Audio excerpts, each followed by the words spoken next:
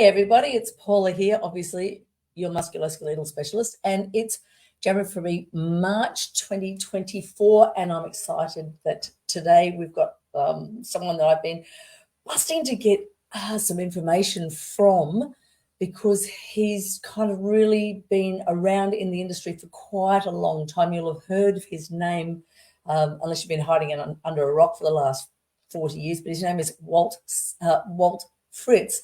He's from America, and he's got an incredible history of being a devotee in one anomaly and then kind of reading through and extrapolating what it kind of means as touch therapists, and how we have maybe for bottom up versus top down things to consider in our patients' health and well-being. So, Walt, I'd love you to come on board and let's have a great chat and unpack everything that you've got to say about work around the throat and also work on perceptual togetherness of touch. Hello. Oh, great to see you. Yeah. Thanks for having me here. Yeah, no, and apologies. This is take two because we had a time mix up a couple of weeks ago. So I'm glad that we actually got together. Half a world away, we'll do that. I know. Oh, excellent. And we've got one of my mentor students who is here. Top of the morning to you, Belinda. Good to see you. Well, just before we start on this, I always like to plug the Q Academy, which is one of our Queensland-based education platforms. So they teach face-to-face, they teach online, and they teach supported a mixture of both part-time and full-time for students in and around Australia, and starting to look at students from overseas. The beauty of Q Academy is it not only does its diploma, but it also does myotherapy, and we're looking at including an associate degree down the future, which is very, very exciting. So if you want accelerated learning, or if you're thinking about going from a Cert 4 and up into a diploma, or from a diploma to a myotherapist, contact Q Academy, because they are brilliant and they have great ways to learn. You actually learn smart and fun, not boring and dumb. So enjoy them. Anyway, I'll be chatting about them later. Walt, good to see you. For people who have been hiding under that rock for a couple of decades, how long have you been in the industry, and what's your journey? What have you been doing? Okay, so I've been a physical therapist since 1985, dark ages, long before evidence-based practice became the mandate in the physical therapy profession. And I say that because my education, I guess, was one that critical thinking was not highly stressed back in the early 80s, at least the way it is now, and at least the way I understand it now. And I kind of did my PT career like a lot of PTs. You're hopping around doing different things, hospitals. I did a lot of early intervention with birth to 5 children with disabilities, that sort of thing. But then in the early 90s, I got my arm twisted to take a myofascial release class. And within a couple months of that, a craniosacral therapy class. And it really like shifted my trajectory considerably. I really liked it a lot. It was different, very different from what I'd learned in college, and very different from what I'd been doing, working in those early jobs. And I kind of went, head first down the rabbit hole with Alice. And I took everything that was available. I ended up aligning more with the myofascial release. I liked the little bit more freedom, and not quite, the leash wasn't so tight on a beginner. I took everything that was offered. I enthusiastically jumped headfirst into it, even though I wasn't in private practice. I was applying it with kids. I was applying it with my home care patients in physical therapy, and I really enjoyed it. It was unique work, and the model that I learned in made us feel unique too. Like we had sort of the keys to the kingdom of secret knowledge. And I don't want to overstate that, but I also don't want to understate it. It really was about empowering me to think that, I know things that other people don't. I know secrets of the fascia, secrets of the body, all these things. And, I sucked it up like a thirsty kitten. And I I became one of those guys that just was all everything was seen through fascial, sunglasses. Yeah. And that was my formative years. I worked for John Barnes, a physical therapist who I learned from. I worked for him for 10 years as an assistant. So I knew the model really well. And then I left for a number of reasons. And that's what started me on this journey that I think I'm probably here on your show for, not because I was a myofascial release guy, but maybe because I'm an ex-myofascial release guy.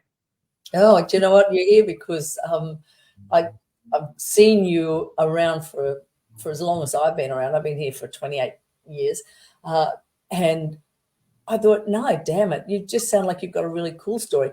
And it's the journey of all of us. So like John Barnes, like I remember I was listening to I think they're called the 𝐵𝒖𝒕𝒊𝒏𝒈 parties, and listening to some of the stuff with him. He was crucified because he didn't have the evidence behind him. I remember that, but then he's kind of, the evidence is caught up to his work. So I kind of felt really sorry for him. And I remember reading, did he write The Endless Web? Is that Barnes' work? Yeah. That's not him, but I've got the book right behind me here. Yeah. I've got it down here too somewhere. Yeah. If we're talking about myofascial release work, we're still working at a more, I find that that's more peripheral up. It's how the body is sensing the movements that we do. There's in stimulation mechanoreceptors in whatever way that looks like. We're getting changes at the autonomic nervous system, which means that we're affecting the body at a touch sense. Right. Yeah. Let me back up a bit, because when someone says I do myofascial release, I want to know, what does that mean to you, right? Because to me, doing myofascial release was both what I did with my hands, right? But it was also what I did with my brain, thinking that my hands were selective for fascia, which is kind of how I was taught this work. And, that's really problematic from a research perspective, from an evidence perspective, because thus far, we've not shown that we can actually affect fascia in the way that fascists talk about, right? In terms of changing, through all these different properties. And it used to be piezoelectric effect. Now it's mechanotransduction and et cetera, et cetera.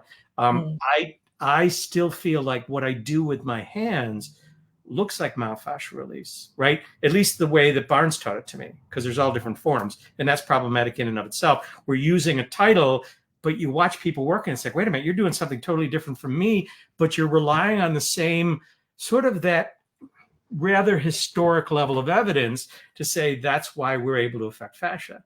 I really take issue with that. I was actually invited last year, talk about contentious, Paula. I was invited last year to present at the Third World Congress of Fascia.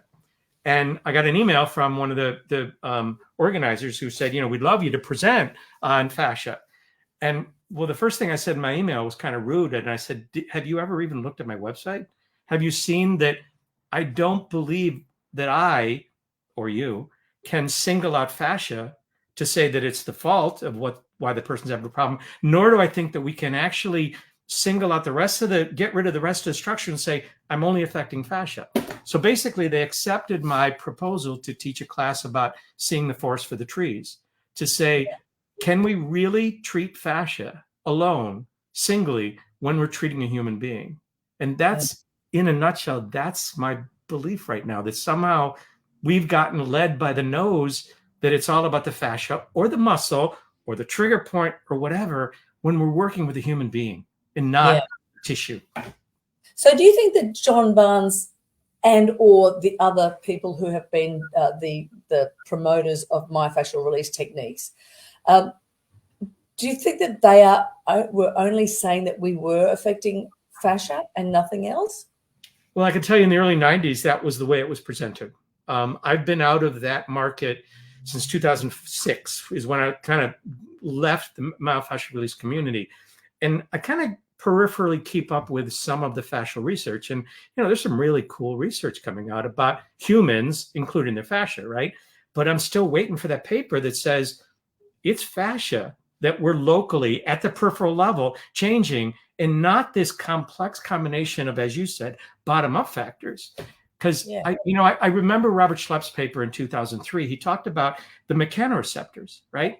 He talked about Ruffini's, right? Ruffini mechanoreceptors, but he omitted one huge fact, is that Ruffini's aren't just in fascia. They're in skin. They're in other tissues as well. So somehow we put these blinders on and we look for just the fascial explanation when really it's the human explanation.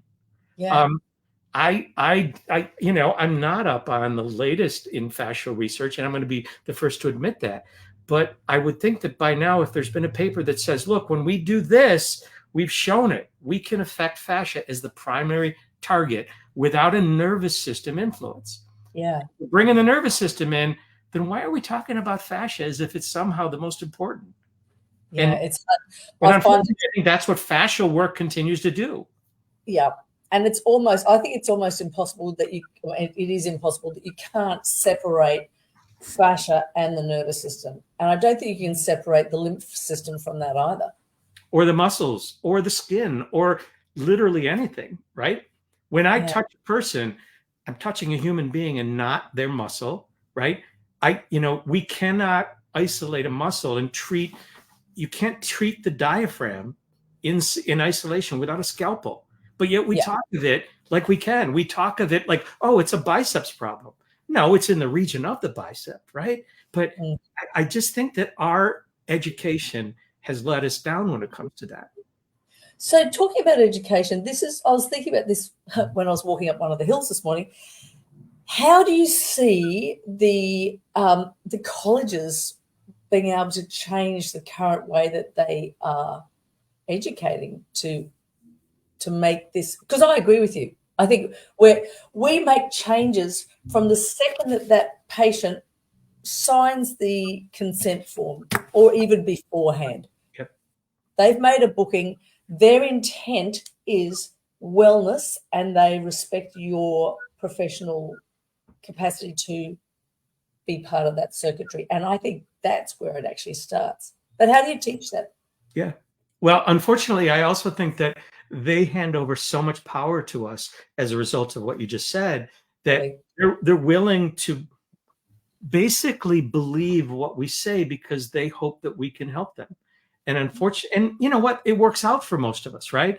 But I just think that the nature of our education is one of a skewed power dynamic, where the therapist is put on this pedestal and the patient is put on, the patient sitting down or laying down, and we are the person who knows the body. And we do know the body. Don't get me wrong, but I think that educational models, and whether it's college-based educational models or please continuing education models, has to up their game to realize, stop teaching people that a person's pain is solely due to a trigger point. It's just, it's so outdated.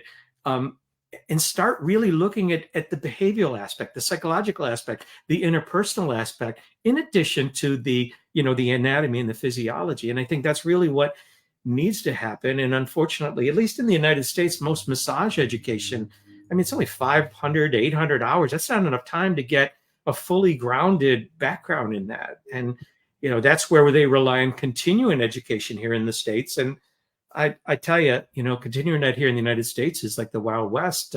It's like anything goes, anything gets approved. And the ones with the biggest sales pitch are the ones who bring the most people in. And that's what people go out and tell people. So educationally, I think we need to advance beyond, it's just about this single thing. Yeah, exactly. And it's really tricky on that if we're looking at research-based outcomes, clinical evidence, evidence-based models. How do you work with, like we say, all right, so we don't have absolute data on fascial response. There is actually some stuff coming out from Paula Nutting of the 11th Interdisciplinary Congress on lower back and hip, and both Robert and Paula Nutting were presenting, and she had some really interesting stuff where they were looking at hormone changes with fascial stuff. So maybe there is some kind of links to research that can say A equals Z. Who knows? And I'm going to find that paper and throw it to you, because it was actually quite interesting. While I think about it, guys, if you've got questions that you want to ask of Walt, please, it's not just he and I banging on for an hour. It's this is your opportunity to say, I don't believe you, Walt. You're too contentious. You're too contentious. I'm not going to let you live that down, Paula, for calling me contentious, but he's contentious. But whack him in the comments so that we can get some more stuff going.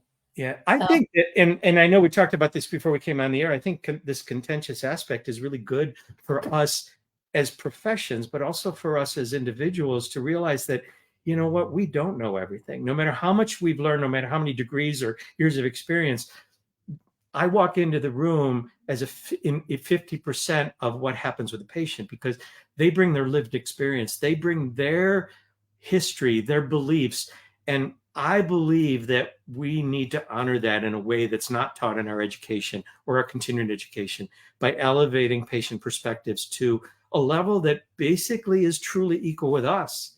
And a lot of people really get nuts about that. And because it's like, well, wait a minute, they don't know what's going on with the body. I do.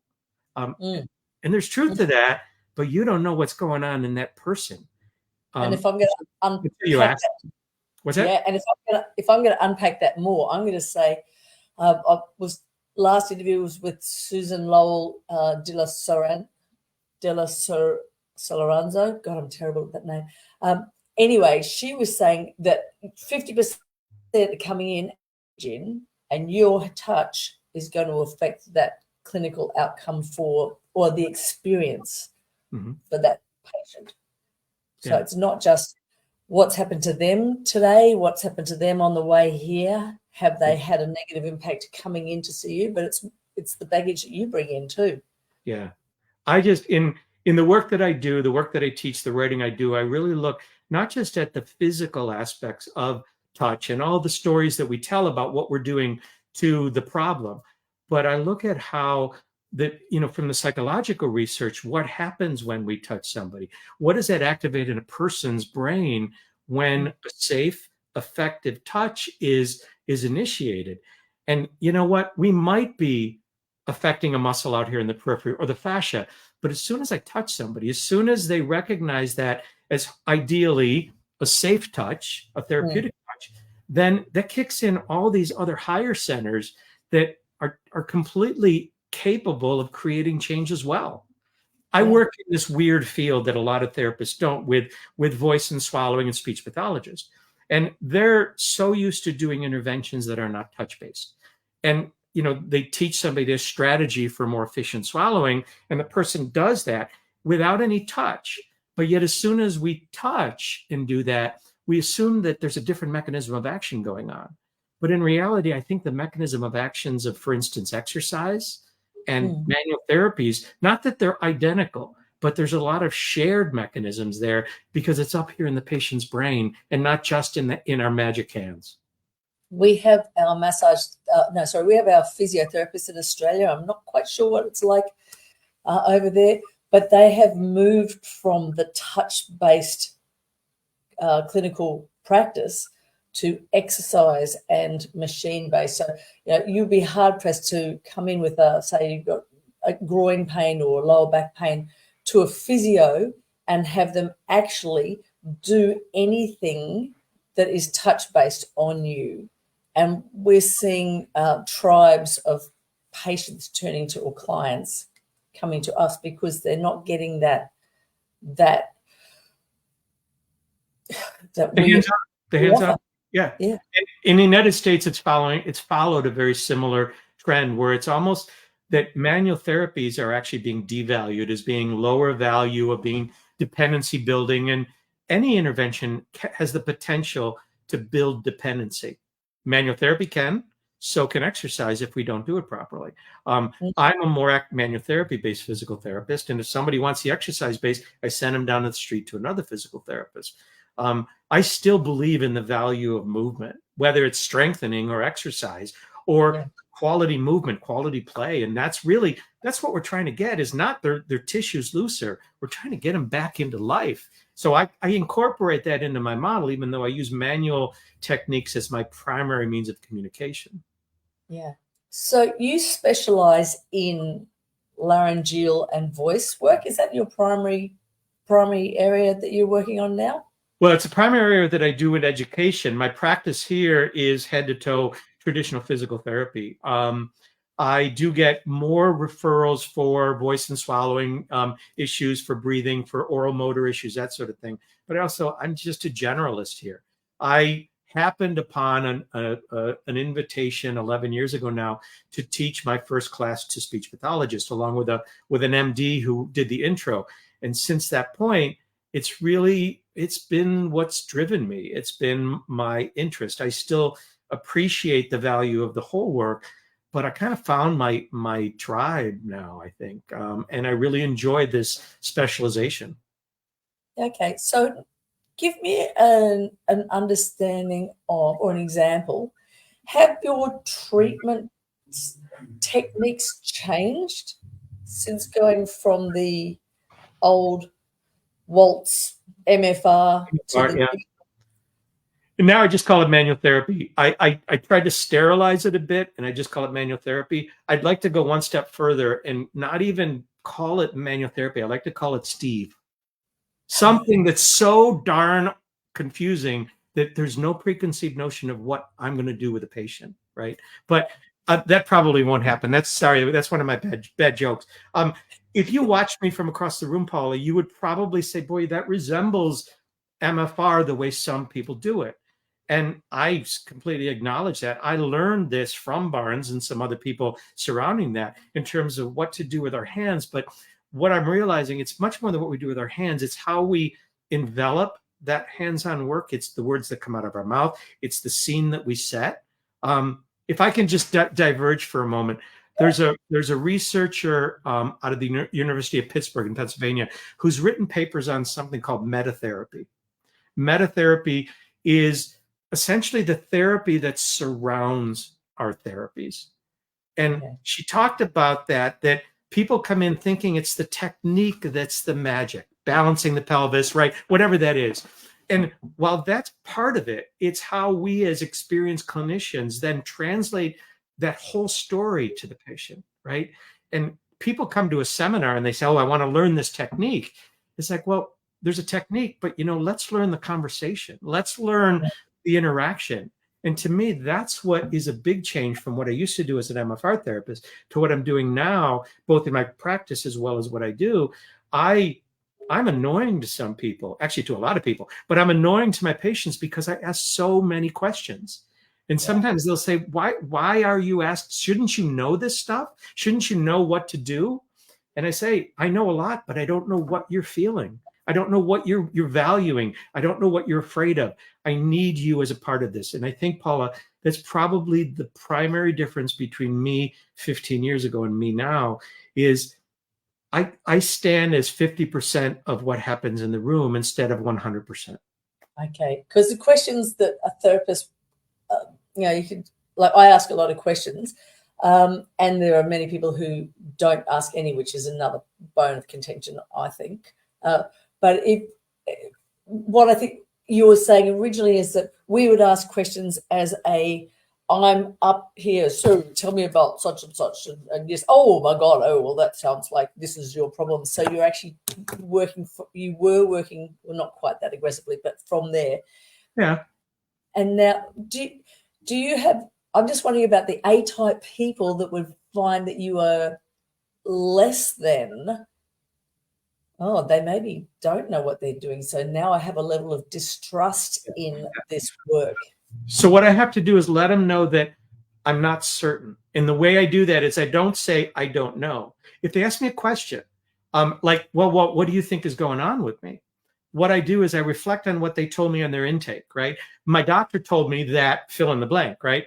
What I'll usually do is I'll turn that and use that as one of the possibilities, because I do not want to disrespect anybody who they trusted in the past or present, right? So it could be, Paula, that, you know, this problem in your neck is a bunch of trigger points, like your physician said, or, you know, another real plausible explanation based on today's evidence is it could be a neurologic remnant from an injury that your nervous system just hasn't let go of yet.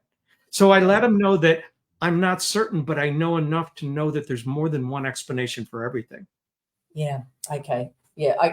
I'm happy with that answer, because I could see a lot of people kind of listening to this going, oh, hang on a minute, I don't think I want to go down that path because I don't want to look at my patients. But that is a value added, because I agree with you. Couple of comments. One, Belinda was saying, I say to my clients that I cannot do this without you. It's a working partnership. Yeah. Yeah. And I let them know, I actually tell people that if they don't help me, I stand less of a chance of helping them. Talk about incentivizing this process. I let them know that if they stay silent, I will treat them. I'll dislike it, but I'll treat them. But I'll stand a better chance if they actually partner with me in shared decision making. Yeah. I remember teaching a course one time and someone was adamant, eyes open on the clinic table. Don't allow your patients to have their eyes closed. Why is that? Yeah, exactly. Yeah. So, because when their eyes were closed, they were reducing the peripheral information to the nervous system. Could be. Yeah. Yeah. Never heard that. And I guess I don't even have an opinion. I just went, oh, that's interesting. Right. Yeah. I know that I don't close my eyes unless I'm really tired. I keep my eyes open because to me, nonverbals are so informative, right? We get that stoic patient who doesn't reveal anything, but sometimes you see those little cracks happening. And I'm a pest when it comes to those stoics. What do you feel? And I keep asking them, what are you feeling? And if they feel something, let's just use this, right? There's something going on in their face. And I'm doing my MFR type of evaluation. And I'm looking for those things that you and I and everybody else was taught to look for, right? We're looking for the crack. We're looking for the tightness. We're looking for whatever you call it, right? But instead of me saying, oh, I found your problem, Paula, what I'll say is either aloud or not aloud is I'll say, this feels interesting to me, Paula, but what do you feel? Does this feel relevant? Is this relatable? Is this something that you can feel like it's a part of your issue? And more than that, I put them in charge of deciding what I'm going to do or helping me. For instance, does it feel useful if I hold this stretch in this way, or should I go this way or this way? And I make them work. How long is your clinic? How long do you have a session for? My sessions are 50 minutes long. Yeah. Okay. Yep. Yeah. The reason I'm asking that is that sometimes you can have people that, like, if you ask, we have people here who talk forever, like as a therapist, and I go, oh man, you've actually got to learn to talk less. Like, don't be verbose. Okay, so wait a minute. Let me be contentious for a second. What if this person, that is part of their process?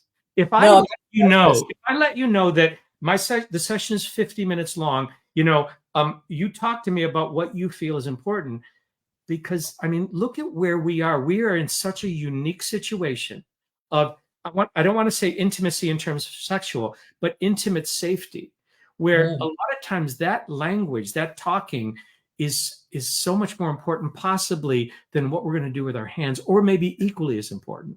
I mean, there are times where I might try and redirect, but I also realize maybe this is part of the person healing, is by being able to tell me this. Yeah. And my bad. I meant to say when the therapist won't shut up. I'm sorry. Okay, so I went off at a tangent. I totally misunderstood you. Okay. Yeah. No, look, if they want to talk for an hour, it's because I kind of go, well, if this is a space you've got to talk for an hour, I've got to honor that, because you may not get that at home. You may not get that, or it's a safety mechanism because they don't want to acknowledge what's happening. And we need to be mindful of that space. Like, hang on a minute, Janice, it's time for you to shh and listen to your body. Don't listen to me, but I want you to listen to your body. And if it's giving you cues, can you let me know about those? Because they're important for me. And I'm guessing you and I and everybody who's watching here, we all have our own way of redirecting. And my way of redirecting is, I'll wait for that sudden pause and I'll say, ooh, right there. What do you feel? I didn't necessarily feel anything, but it comes a break point. Like, what are you feeling right now? And they'll say, do you mean like right there? I'll say, well, maybe, but what do you feel right now? Right. And again, we all have our own way of redirecting, but I just think, I think a lot of clinicians really are bothered by the patient who talks a lot, or they should be if it's them talking a lot, right? But it's also what I find interesting, at least in a lot of groups on Facebook, is the therapist who feels like their patient is the controlling type. They want to tell them what to do, how long to spend in an area and everything. And they get so frustrated with that. And I look at that and I say, damn, that's like an ideal patient to me, who will actually share with me what I'm missing, like that might be able to better meet their needs and expectations. And I don't always open my mouth and be contentious, but sometimes I can stay quiet about it, because I do understand that bothers some people. But to me, that's a patient being a part of the process that I invite them to be a part of. What we have the patient that says, go harder. You can't go hard enough. Go deep. And there are therapists out there that do that, but I think that it's to their own peril for the tissue at the very limit. How do you manage those patients, given that the way you want to work is that you kind of go, all right, I'm going to honor your request. How do you? Right. I have boundaries. I have safety professional boundaries that I won't exceed. But there's one thing that I teach at every class. I tell people at every class that I'm not treating myself.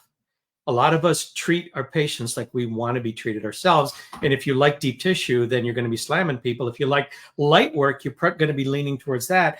I realize that if patients on my table, they're not me. So I'm willing to negotiate with them a level of pressure.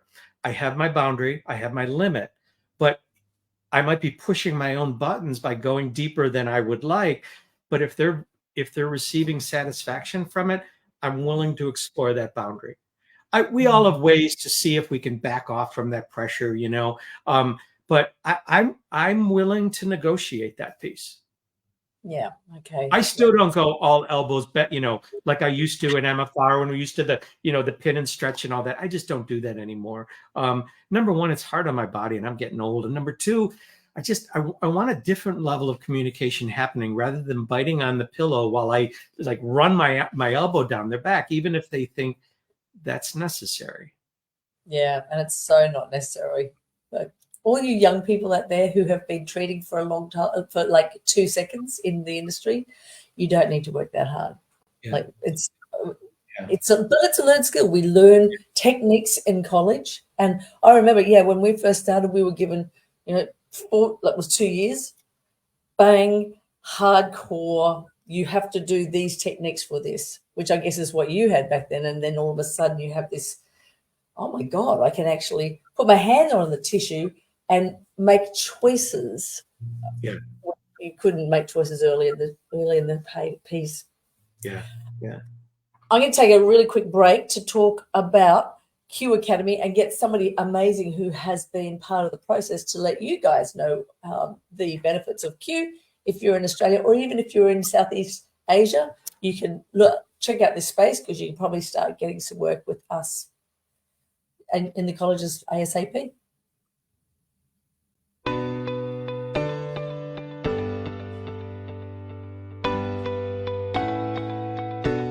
My name is 𝐐𝐸𝒂𝒂. I studied Cert 4 massage in 2014 and then went on to remedial in 2015. I was working in 𝑴𝒃𝒆. I was retail, Lorna Jane. The real reason why I went and studied was my daughter was, she's been quite sick for about 7 years on and off. She's had a couple of chronic conditions. So I found it hard working in a job and having to leave because my children are sick, or I've got to go to hospital, or there's just so many things going on.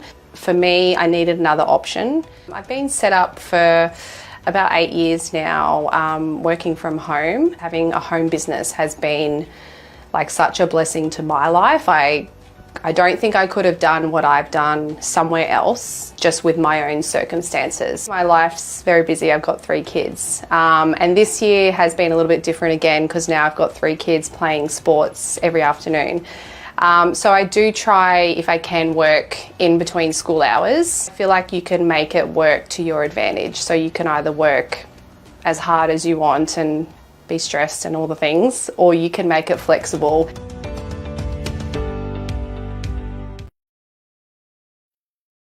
Nice. So, welcome back. I love that you're not as, I mean, I thought you were wackedly contentious. Oh, yeah, you're limiting the massive. Moderate, yeah. But I do see on social media and also on some of the research things that papers, etc., that your comments will be, there's no proof of, so therefore it doesn't. Why? Okay, there's no actual proof, so it doesn't work. Is that? No. My thing with the evidence is, if there's no evidence, let's use fascia right now, okay? If there's no evidence to say that, number one, fascia is the problem, and number two, that we can select fascia through a specific style of touch to change that fascial problem, why are we saying we are? Why are we acting like we are? Why do we continue to elevate the muscle, the nerve, the lymph, or whatever? Why do we keep doing that? And I know why it is, because it keeps getting promoted from the people we have to take continuing ed from. And I have obvious issues with continuing education model, at least in the United States. It's almost predatory in terms, and I don't care whether we're talking about muscle or nerve or whatever. We're treating a human being.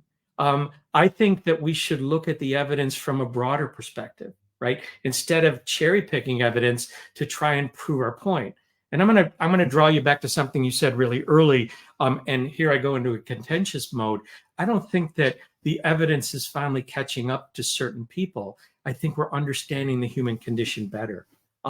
It's, you know, when you make a claim, I think we need some sort of a level of proof other than just happy patients, all right? And a lot of people put their patient outcomes as the evidence. And, oh man, patient outcomes matter, but can you figure out a credible way, not just within your own tribe, but outside the tribe, to describe what's happening in a manual therapy encounter that would be acceptable to the scientific community?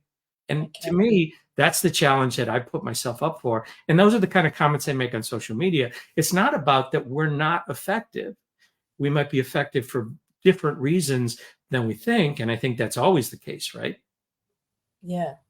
How do we /you research, like where does your research journey start? If that's the case, how do you? I learned so much from, I use a small handful of papers that really broaden my perspective. And when we're done with this, if you can send me a reminder, I'll send you the links, the references for these papers. There's some papers done in the late 2010s by Joel Bialowski, by a researcher by the last name of Geri, G-E-R-I. And then there's a lovely paper by a researcher by the last name of Kolb, K-O-L-B, who basically, his paper is basically saying, we know so much about the multifactorial effects of manual therapy. Why does our education model continue to teach us these single tissue stories?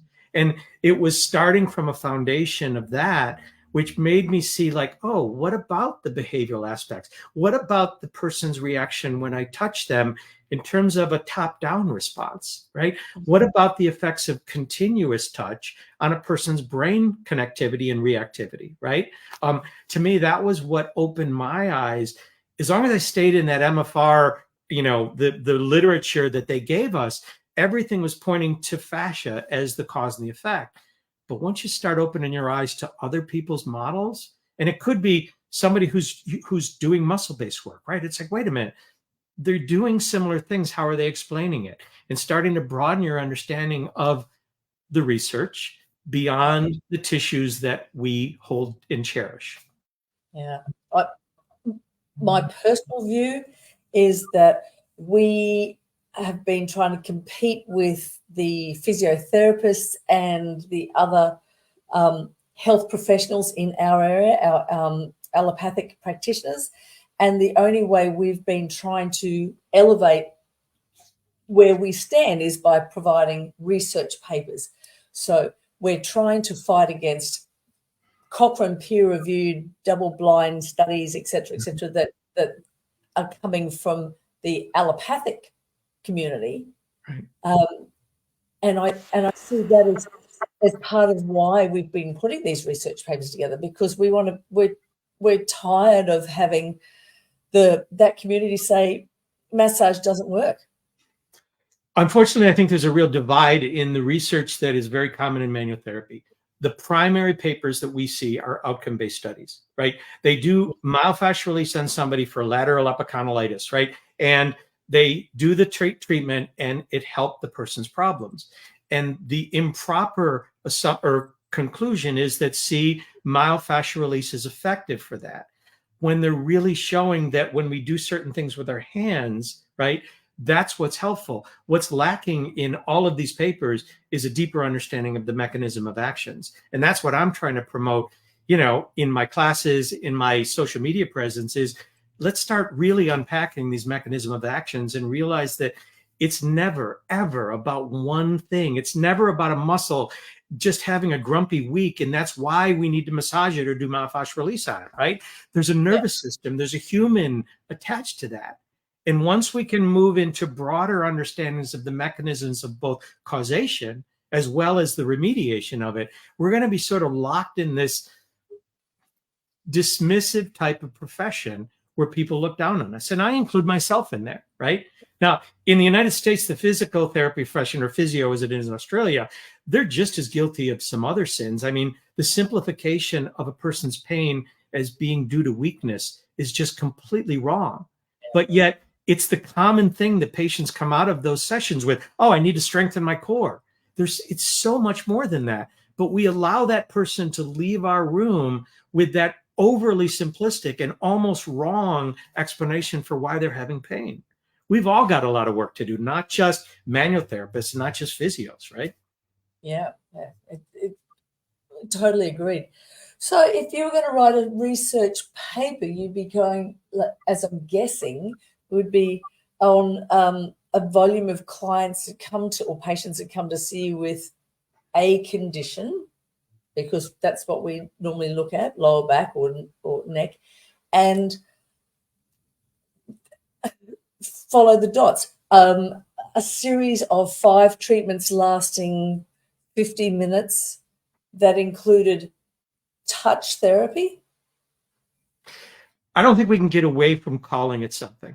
I just think we could do that because it doesn't sell. I think you might be able to say a gentle stretching, manual therapy. But I think that when we're doing research, and whether it's you and I or other people, I think that intro section on every paper that talks about the problem and a little bit of, well, they'll reach into the past and they'll grab a study or a paper or a book that says the fascia has been seen to be implicated in these problems. But they really never explore that at all. And that's what I think should be the mandate for outcome-based papers, that they actually acknowledge that maybe the mechanisms aren't as accurate as we think they are. Those types of papers, Paula, that you just mentioned, 5 sessions of 50 minutes or whatever, and we did this, they're still necessary, right? But are they proving that myofascial release is effective? Or are they proving that when we put our hands on somebody, had an interaction, that it helped their pain? Yeah. Okay. All right. So my brain can work with that. So we're still putting papers together, but we're not being limiting on the actual modality. What we're recognizing is that the joint is going from one position to a next position, right? Which is an improved quality. The felt experience by the patient has gone from a negative experience to a positive experience. Yeah. And the outcomes before returning to pain have gone from X to Y. Yeah. And we don't touch anything more about it. I don't know that we'll ever be able to sort of divest ourselves from modality naming, right? I'm probably like you. I have Google Scholar alerts set up for manual therapy, for all these different things, and I just see. This is gonna sound really disrespectful, but I see trash coming out in terms of what people are getting away with when it comes to being published. In terms of the things, the statements they make in those introductory concepts are just so, excuse me, archaic that nobody's holding a candle to that. Nobody's holding their feet to the fire to say, come on, you can do better than that. And I think that that's a real problem in our shared professions. Yeah. I can't ever see myself doing a research study like you just talked about. But my whole goal is, or in terms of the paper I just sent you that I just had published, it's just looking at the limitations in the current evidence, because there's so much conflicting evidence to say what happens when we touch. Can't we start acknowledging the broader body of mechanisms as part of the realistic aspect of what we're doing when we work with a patient? So all right. So your task, if you choose to do it, is to take a longitudinal study of a volume of current research papers and write a review of, it'll be a lit review of why they're wrong. Why they're not totally right. I think I would rather stick with it. And Paula, the paper that I just sent to you was, unfortunately, I was held to 2,500 words, which for me, I'm just getting started. I'm just finishing my introduction with 2,500 words. I couldn't pick apart individual papers, but I talked about the general trends. And for those of you who don't know what I'm talking about, I just had a paper published in on laryngeal manual therapies for voice and swallowing. And it was about talking about time for an update in the mechanisms, right? And it was literally taking all these different concepts of what people think we're doing when we do laryngeal manipulation or trigger point word or myofascial release, and understanding that it's so much more than the issue in the tissues, that people just love to repeat that. It's an issue in the person, not in the tissue. Yeah. But don't we love saying it's an issue in the tissue? Like it's, yeah. And it is actually, but it can't throw the baby out with the bathwater. There is an issue in the tissue, but it's reflected because of the entire person. Right. And I don't want to get too annoying about it. I mean, we still have to talk in ways that patients can sort of package and walk away with, right? And if they're convinced that they've got an issue in their tissue, I'm not going to tell them, no, you don't. You have an issue in your brain. To me, that's so invalidating, right? But I'm going to let them know that there's a lot of different ways that people view those issues. And what we're going to do is, instead of picking one of those ways, we're going to try and encapsulate them all, but I'm going to include you in the process. And they look at us, what do you mean you're going to include me? And to me, that's where the education comes, of why it's so important that the patient is an active participant, not you zone out while I fix you. Yeah. Okay. And well said. One of my pet beefs for a few years ago, we started having the whole, your pain is the nervous system, and at some stage it's now no longer pain here. It's actually your brain has hardwired that it's a problem with your brain, not with your body. And that is so dismissive of the person. Like that, how dare you now devalue my physical, how I feel every day, and tell me that it's just my brain, like that.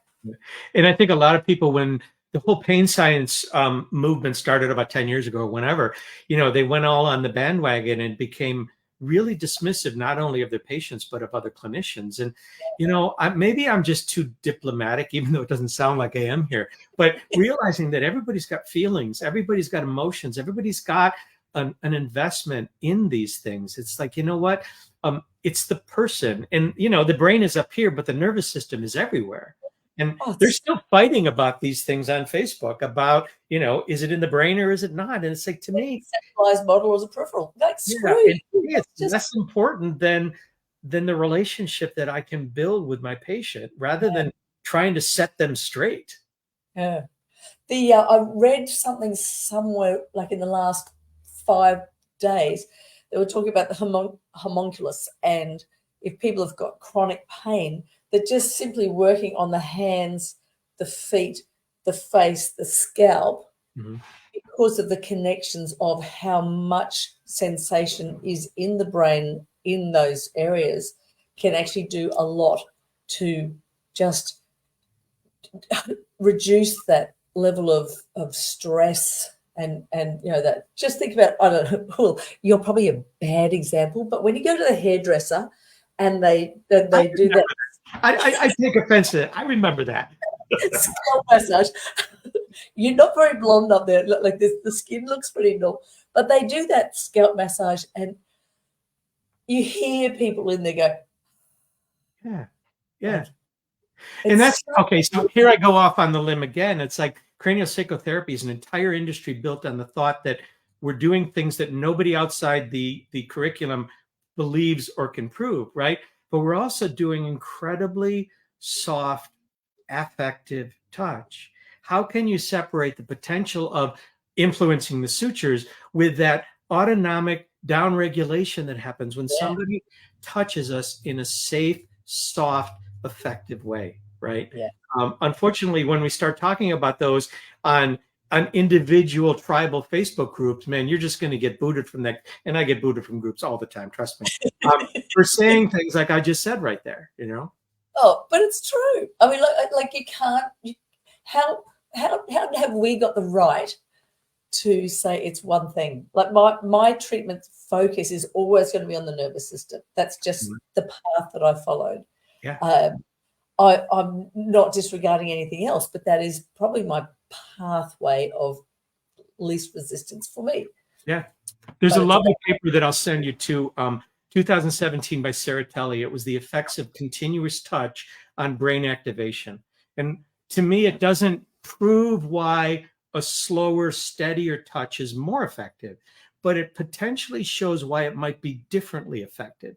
And basically, I'm not going to summarize the study because it takes about 5 minutes to do, but basically the longer the clinician simply touched a person, the more the activation center, the attentive centers of the patient's brain essentially opened up to the point where 15 minutes was the peak in openness of those activation centers, right? And the activation centers are part of what creates change. And then after 15 minutes, the gates sort of slowly close. And to me, Paula, that's the kind of research that, you know, if you're not careful, you'll use it to defend your model, right? But to me, it's saying, well, here's why longer touch may be differently effective. And that's the kind of research that I look for now, really more than, you know, somebody comparing MFR with craniosacral, stuff like that, because to me, they're meaningless concepts. Yeah. It's quite like that. Yeah. So what are we doing in, like you said, when I'm teaching courses and stuff like that? What are you teaching? And have you got, are you doing books as well, or is it just research papers? This is the filthy plug. Manual therapy for voice and swallowing. Yep. Came out last year. It's what I did during COVID. I teach basically every other weekend in the United States and abroad. I was just over in Taiwan in February or January for a couple of weeks. I get to teach in the UK a lot. We're teaching in Japan and Hong Kong later this year. Anyway, the primary class that I teach is my manual therapy for voice and swallowing disorders. I get a fair amount of physios and massage therapists at that class, in addition to speech therapists. I had moved, again, during COVID, whenever, you know, we had all this time to do all these things. I moved the classes that I was teaching to massage therapists and PTs onto an online format. I might start carving some of those out live again. All of my classes, all of my teaching, all of my work is about manual therapy from a shared decision-making perspective. I just, if you're interested, I just posted a video today that we shot in Taipei. They brought in a professional singer to be as a demo during one of our classes, and she had some voice problems and all. And I put that up there, because it's kind of a cool demo, because she sings at the end and she not only sounds great, but she talks about the difference that she felt, not her, right? And it's all about the felt sense of it. But what I really like is how the videos that I try to put up there show that it's not Walt, this miracle worker, passing hands over, right? It's about using touch as a form of communication and getting the patient to then begin to communicate with me about whether it feels effective. And I love it. I absolutely adore it when I'm doing something and the patient moves my hand to a different spot. Oh, yeah. And a lot of people get their ego bruised when it comes to that. To me, that is the absolute epitome of what I'm looking for from a patient who feels that they have enough value to say, no, you're missing it. Go right here, right? Yeah. And that's how I think our therapy should work instead of being so, clinician based. Yeah, prescriptive. Yeah. And yeah, exactly. I mean, and like there's a lot of held positions that you'll kind of go, oh, you'll be in a space and you'll naturally go, this doesn't feel like it's in the right spot. Do you need me to move half a centimeter or a quarter of an inch or like I feel like I'm kind of there, but does that feel there to you? Yeah, yeah. And it's the language around that. The vocabulary of shared decision-making is actually, I think, more challenging to newcomers than learning the actual hands-on work. It's because to me that's well, maybe because I've been doing it for 30 plus years, right? It gets easy to us, right? But people come into my class and it's like they're just thrown off when I ask them to start asking questions and then basing your treatment off of the answers to those questions. It's so much easier to work in a vacuum, which is unfortunately, it's not necessarily how we were taught, but it's the message that comes across in a lot of the way we were taught. And people don't want to have to think. Oh my God, if I have to ask those questions and I have to think about what I'm going to do, and I'm busy, mate. I've got 12 patients today and I don't have time to spend asking them questions. And you hear that from practitioners. But if any of your listeners here are interested, go to my YouTube page or my website and just watch some of the videos to see how shared decision making can work in terms of not just what we do with our hands, but what we do with our language, what we do with communication and awareness and nonverbals, et cetera. Because to me, that's the embodiment of the approach that I teach. And if I leave this earth, passing along nothing more, I think that would be it about the value of incorporation of shared decision making in our manual therapy models. Yeah, yeah. And that sounds like a perfect way to finish, but we're not. Because I want to ask questions. I'm in a choir and we do all our trills and our articulations and stuff. But are there any self-activation? Is there anything that the choir can do to assist themselves with manual? Because we don't ever talk about manual. We talk about the tip of the tongue, the teeth, the lips, teeth, the tongue. Right. I teach a lot of self-work. In fact, I think we all teach a lot of self-work. And trying to say, okay, here's something that a singer could or should use, I think is kind of missing the point because we'd want to make it unique for the individual. We get a lot of singers with tongue tension, right? Or tongue fatigue, that sort of thing. We do a lot of tongue manual therapy in the classes, tongue pulls, but pulls are a gross overstatement. Tongue engagement, tongue holding, but also we've begun incorporating some really interesting combinations of like tongue compression, where you put your thumb literally on top of the patient's tongue with a bit of gauze and press it down. And then you ask them to start elevating their tongue, pushing up against your resistance, or the opposite, putting your finger to the roof of their mouth and then having them come up and capture your finger and then push down against it. It builds awareness. And people like to say, well, it makes a stronger tongue. Yeah, but it's not by lifting a barbell, right? You're building strength by awareness. And what's so interesting is those tongue engagements carry right over into swallow mechanism because the tongue's an active component with swallowing. So I know I didn't really answer your questions. I actually have a sub channel on my YouTube page with some self type of work for these sorts of things we're talking about here. And that's exactly what I'll get. I'll throw that link to them for that subgroup, and that's perfect. There was one little thing that I heard from 𝐿 Goldsworthy yesterday. He was talking about the vagal nerve and its effect on throat and poor neck biomechanics. And it's just another one of those, don't put it only with muscle. Don't put it only with fascia, because we've got so many other things that are involved in that space. Well, the recurrent laryngeal nerve innervates so much of the vocal mechanism, and that's an offshoot of the vagus nerve right there. So you've got those connections, right? It's a motor nerve off of the vagus. But can I just put my editorial comment in for a minute? I think the vagus nerve is so hot right now. Are we making the vagus nerve the next fascia, right? Yes. Yeah. I think it's more autonomics than it is purely vagal, right? It's important. It's worth looking into, and there's some wonderful research, but it's just like, it's the next things, it's the next big thing coming right now. Just my opinion. Oh no, and you forgot the psoas that was in there as well, between myofascial. Exactly. No, psoas is old. We're not worrying about that anymore. Yeah, screw the psoas. It's the iliacus if you're talking about anything, and psoas is only a back stabilizer. But let's not go there. We've knocked an hour off really, really simply, and it's amazing how fast it comes. There was a few people that made comments, but more just about orthobionomy, talking about that nervous system and the modelling that works when you're talking about your interaction with your patient or your client. Lenski sends lots of loves and hearts and kisses, but hopefully, many thanks have to go. You're welcome, and we will send out the links for some of those papers. And I'll try to send maybe your paper as well. If we can get that little one on that PDF of yours, that would be brilliant as well. And I'll pop in try to get some links as well for you with regards to the YouTube, your channel.